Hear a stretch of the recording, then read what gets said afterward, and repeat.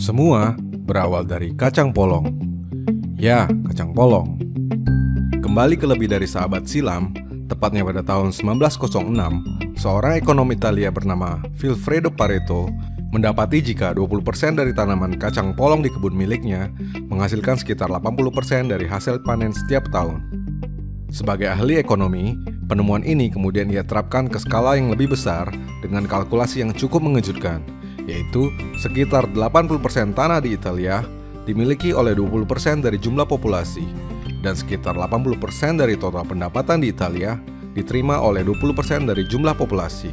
Pada akhirnya, Pareto pun membuat sebuah prediksi, kurang lebih 80% hasil datang dari 20% penyebab, di mana berarti 20% input akan menghasilkan 80% output, sementara 80% input yang lainnya hanya akan menghasilkan 20% output.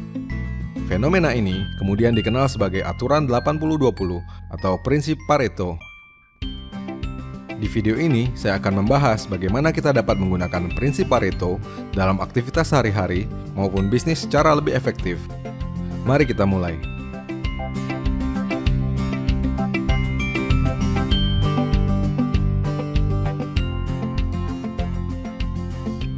Prinsip Pareto adalah sebuah pengetahuan yang dapat menjelaskan dengan baik mengapa seluruh hal yang terjadi kadang tak berjalan secara linear dalam deret aritmatika sebagaimana yang diinginkan.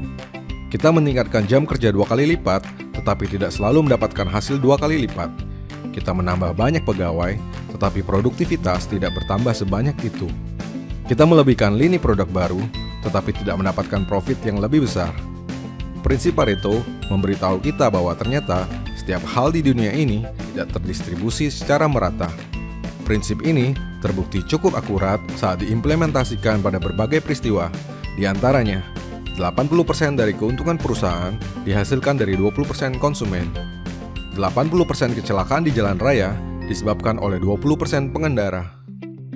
80% klaim garansi produk diajukan oleh 20% pelanggan. 80% pendapatan pajak datang dari 20% penduduk. 80% keterlambatan jadwal timbul dari 20% kemungkinan penyebab penundaan. 80% penyakit disebabkan oleh 20% faktor pemicu.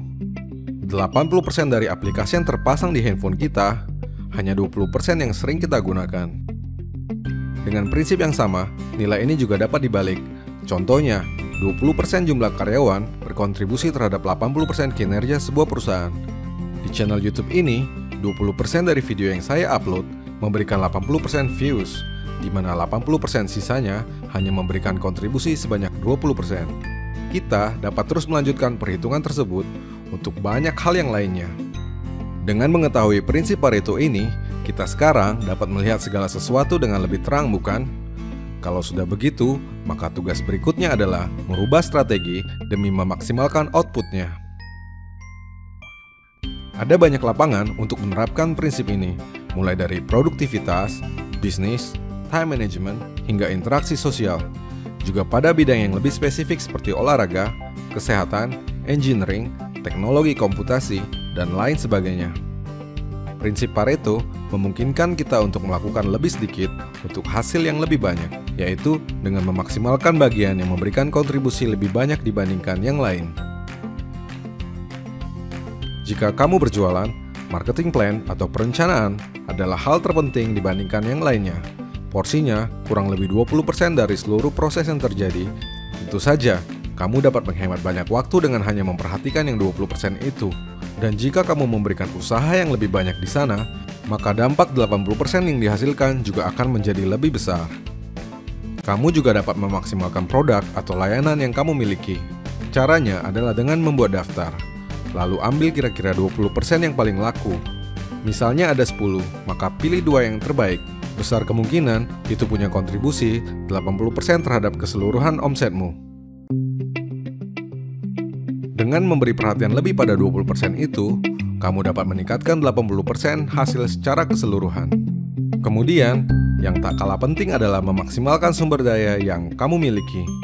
Jika kamu memiliki karyawan, tim pemasaran, CS, atau apalah namanya, amatilah 20% yang paling produktif, karena bisa jadi merekalah yang punya 80% kontribusi pekerjaan atau penjualan produkmu. Berikan reward kepada orang-orang ini agar terpicu untuk lebih produktif lagi dan jadikan sebagai role model bagi yang lainnya.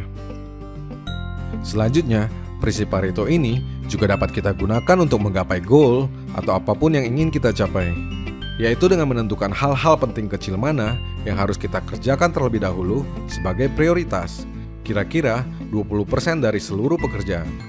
Sebab jangan-jangan itulah yang akan memberikan kontribusi terhadap 80% pencapaiannya.